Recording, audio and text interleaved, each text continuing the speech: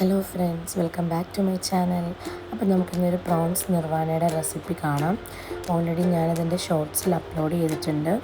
അതിന് അത്യാവശ്യം നല്ല വ്യൂസൊക്കെ കിട്ടിയ ഒരു റെസിപ്പി ആയിരുന്നേ. അപ്പോൾ ഇതിൻ്റെ ഒരു ഡീറ്റെയിൽഡ് ആയിട്ടുള്ളൊരു വീഡിയോ നമുക്ക് കണ്ടിട്ട് വരാം. അതിന് വേണ്ടിയിട്ട് 1 കിലോ പ്രോൺസ് എടുത്തിട്ടുണ്ട്. പിന്നെ അതിനകത്തേക്ക് മല്ലിയില, പച്ചമുളക്, എരിവിനാവശ്യമായത് ചേർക്കാം. പിന്നെ അതിനകത്തേക്ക് ചെറിയ ഉള്ളി ഒരു പിടിയോളം ഞാൻ ചേർക്കുന്നുണ്ട്. പിന്നെ അതിനകത്തേക്ക് വേണ്ടത് ജിഞ്ചർ ഗാർലിക് പേസ്റ്റാണ്. ജിഞ്ചർ ഗാർലിക് പേസ്റ്റ് ഇല്ലയെന്നുണ്ടെങ്കിൽ അത് നമുക്ക് ചതച്ചിട്ടാണെങ്കിൽ ഇട്ട് കൊടുക്കാം. ഇപ്പം ഞാനിവിടെ ജിഞ്ചർ ഗാർലിക് പേസ്റ്റായിട്ടാണ് എടുത്തേക്കുന്നത്. ഇനി അതിനകത്തേക്ക് നമുക്ക് ആവശ്യമായിട്ടുള്ള പൊടികൾ ചേർത്ത് കൊടുക്കാം. ആദ്യം നമുക്ക് മഞ്ഞൾപ്പൊടി ചേർത്ത് കൊടുക്കാം. അതിനകത്തേക്ക് മുളക് പൊടി ഒരുപാട് ചേർക്കരുത്, കളർ ചേഞ്ച് ആയി പോവും. സോ 1 ടീസ്പൂൺ മുളക് പൊടി ചേർത്ത് കൊടുത്തിട്ടുണ്ട് ഞാൻ.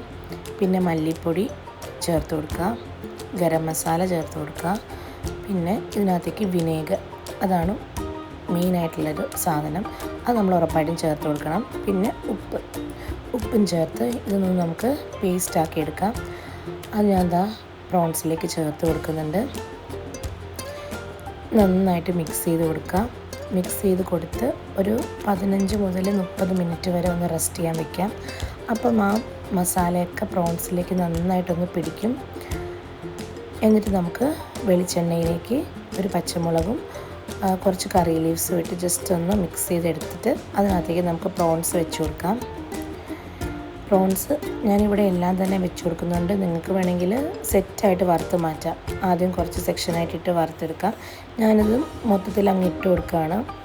എനിക്ക് ടൈം ഉണ്ടായിരുന്നില്ല, അതുകൊണ്ട് ഞാൻ പെട്ടെന്ന് തന്നെ ചെയ്യാൻ വേണ്ടിയിട്ട് എല്ലാം തന്നെ ഇട്ട് കൊടുത്ത് ജസ്റ്റ് ഒന്ന് ഫ്രൈ ചെയ്തെടുക്കുക ചെയ്തത്. അപ്പം ഞാനിത് മൊത്തത്തിൽ ഇട്ട് കൊടുക്കുന്നുണ്ട് പ്രോൺസ്.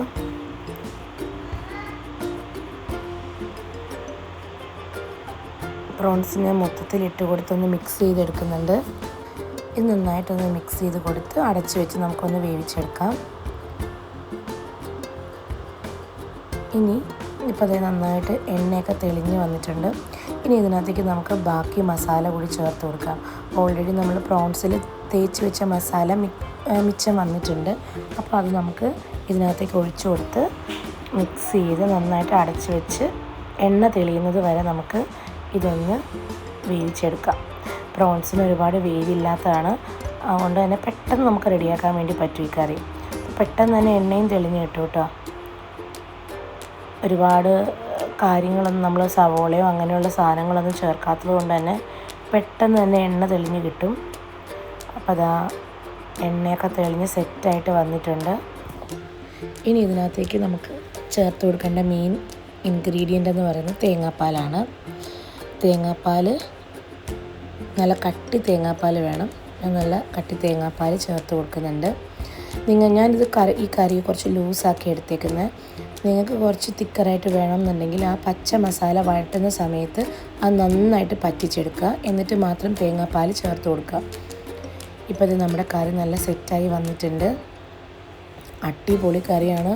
ഒരു തവണയെങ്കിലും ഇതുപോലെ ഉണ്ടാക്കി കഴിഞ്ഞാൽ നിങ്ങൾ പിന്നെ ഇങ്ങനെയും ഉണ്ടാക്കും. അത്രയ്ക്ക് ടേസ്റ്റാണ്. അപ്പോൾ എല്ലാവരും ട്രൈ ചെയ്ത് നോക്കിയിട്ട് കമൻറ്റ്സ് പറയുക. അപ്പോൾ എൻ്റെ ചാനൽ ഇഷ്ടമായിട്ടുണ്ടെങ്കിൽ സബ്സ്ക്രൈബ് ചെയ്ത് സപ്പോർട്ട് ചെയ്യുക. ഫ്രണ്ട്സിനും റിലേറ്റീവ്സിനും ഒക്കെ ഷെയർ ചെയ്ത് കൊടുക്കുക. Thank you for watching.